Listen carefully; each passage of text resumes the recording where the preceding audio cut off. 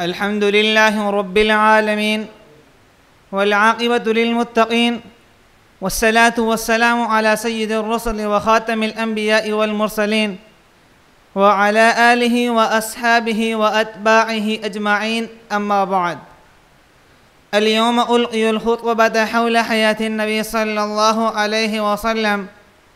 يا معشر الشباب، أتعرفون ما هي عقيدة حياة النبي صلى الله عليه وسلم؟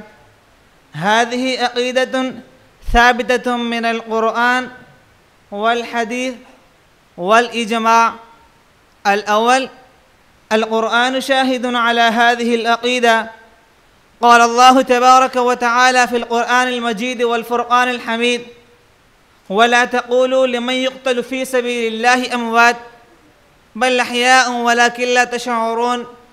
ثبت في هذه الآية أن الأنبياء أحياء في قبورهم يصلون. الحديث مصرح في مسند أحمد لأن محمدا صلى الله عليه وسلم شهيد. يقول العلامة ظفر العثماني في تفسير هذه الآية: فليس الشهيد بأولى من النبي، وأن النبي صلى الله عليه وسلم حي يرزق في قبره كما ورد في الحديث: الأنبياء أحياء في قبورهم يصلون. خاصة نبينا محمد صلى الله عليه وسلم حي في قبره مع جسد أطهر، لأن لا ينقسم وراثة الأنبياء ولا يجوز النكاح بأزواج النبي صلى الله عليه وسلم بعد وفاته بخلاف الشهيد.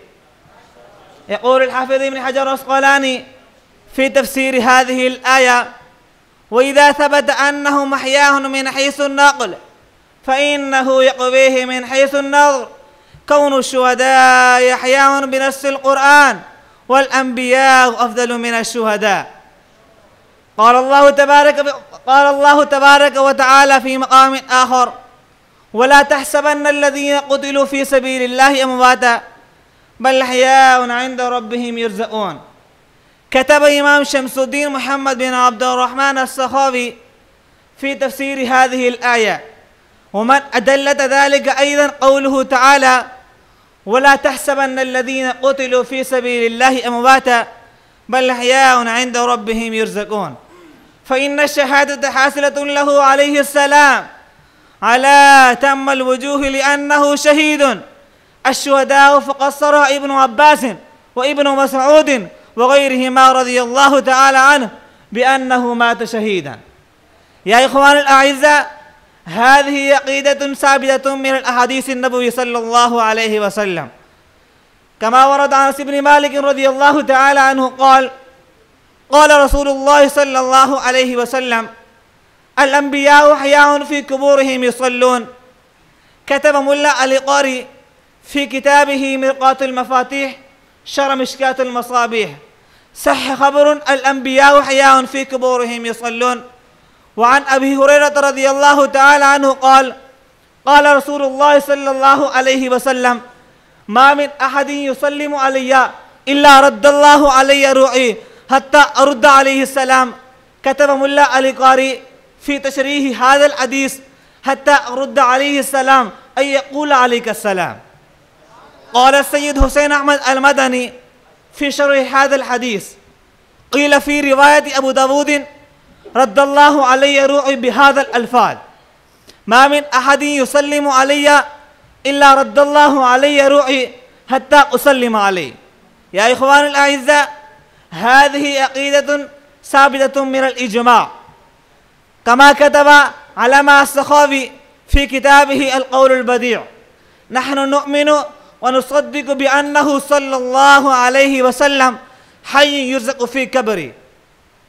قال محمد بن علان الصديقي في كتابه دليل الفالحين: الإجماع على أنه صلى الله عليه وسلم حي يرزق في قبره وعلى الدوام. كتب الشيخ النانوتوي في كتابه هدية الشيعة: الأنبياء أحياء في قبورهم يصلون. كتب إدريس كاندربي في كتابه سيرة المصطفى: الأنبياء أحياء في قبورهم يصلون. كتب إدريس كاندربي في كتابه سيرة المصطفى: الأنبياء أحياء في قبورهم يصلون. كتب الشيخ سليم الله خان في كتابه كشف الباري الأنبياء عيان في قبورهم يصلون.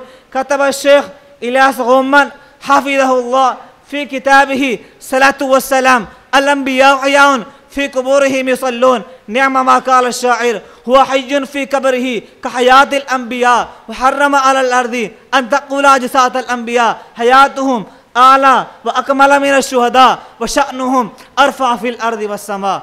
وأقول قولي هذا فاستغفر الله لي ولكم ولسائر المسلمين فاستغفروه إنه هو الغفور الرحيم.